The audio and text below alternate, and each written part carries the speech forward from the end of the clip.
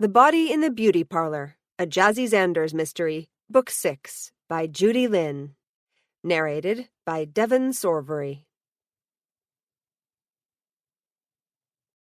Chapter 1.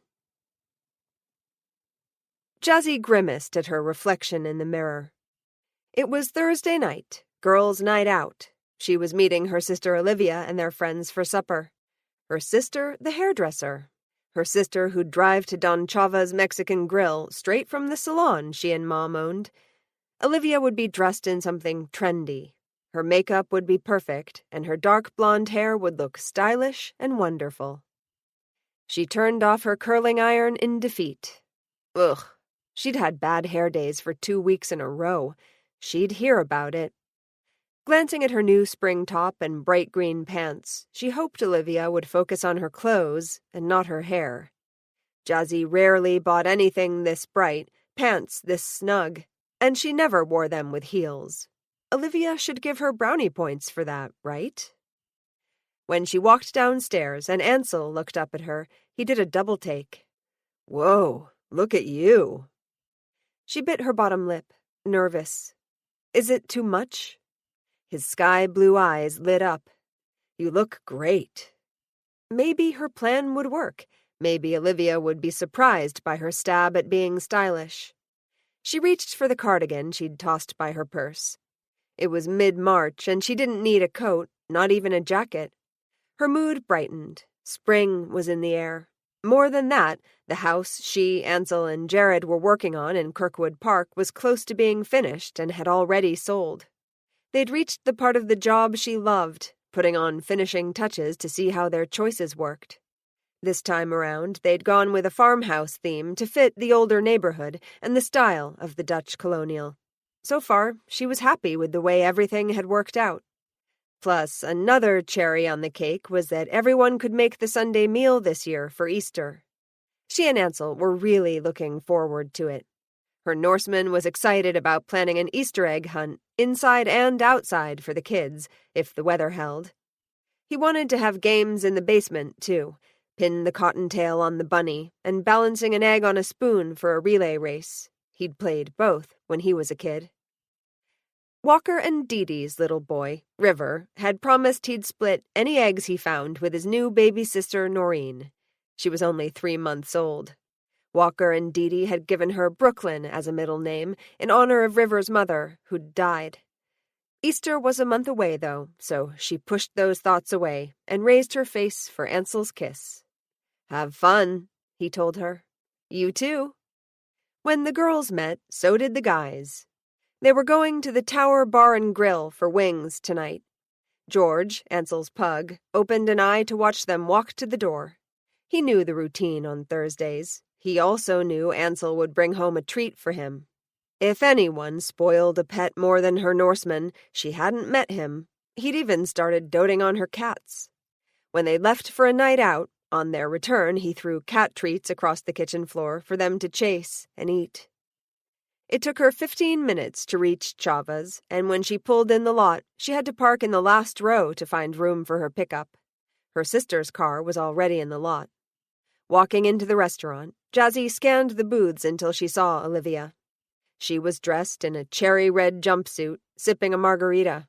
Her lips were as red as her outfit, and her hair was scraped into a tight bun. She must have been going for drama today. When Jazzi slid into the booth across from her, a frown creased Olivia's forehead, and she stared. What? But Jazzi already knew what Olivia's comment would be. What did you do to your hair? Jazzi pushed the heavy, honey-colored strands behind her ears. I tried to make it look decent. I couldn't tell. When was the last time you came in for a cut? She tried to remember. I don't know. Isn't it on your books? Olivia shook her head, annoyed. I'm not your nanny. I'm your hairdresser. Thankfully, the waitress came for Jazzi's drink order, offering her a short reprieve. Then she stared at the 2 empty seats. Will the other 2 ladies be joining you shortly? Jazzi nodded, and when the waitress left, Olivia jabbed a finger at her. 8 o'clock, tomorrow morning. You look like crap. We have to get you in before the salon opens. We're already getting busy for the holidays." That settled, Jazzi leaned back to relax. The waitress brought her strawberry margarita, and she scanned the menu. Silly, really. She always ordered the spicy beef chimichanga.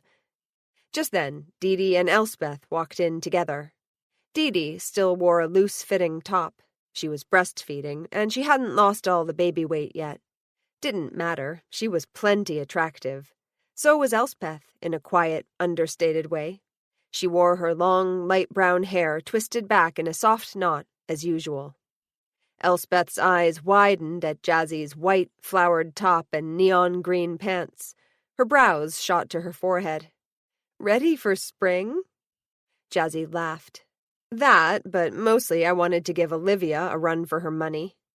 "No, she wanted to distract me from her awful hair." Olivia took another sip of her drink. Didi sighed, watching her. "I love margaritas, but I still can't have any alcohol. Nursing."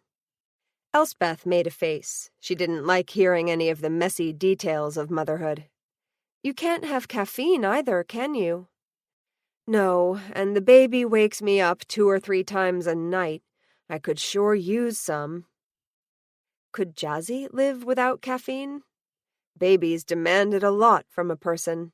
She wasn't ready to take that on yet, but she wasn't getting any younger either. She'd be 30 in 2 years. "When I have a kid, it's strictly bottles for me," Olivia declared. "I still want to work at the salon, and I'm not pumping myself to freeze milk." She wrinkled her nose in distaste. "With bottles, Thane can get up for night feedings, too." "Walker would be happy to." Didi closed the menu, having made her decision. "But this time of year his cement business goes berserk. He's working 10 hours a day sometimes. He needs his sleep." "And you don't?" Olivia countered. "I can work from home, doing medical transcripts. My hours are flexible. I don't even have to hire a babysitter."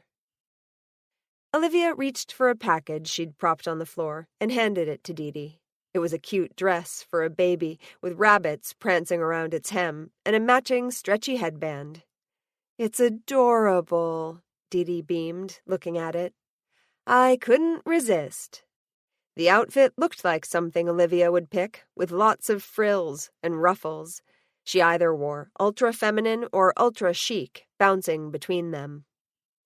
The waitress interrupted to take their food orders. When she left, Jazzi turned to Elspeth, changing the subject.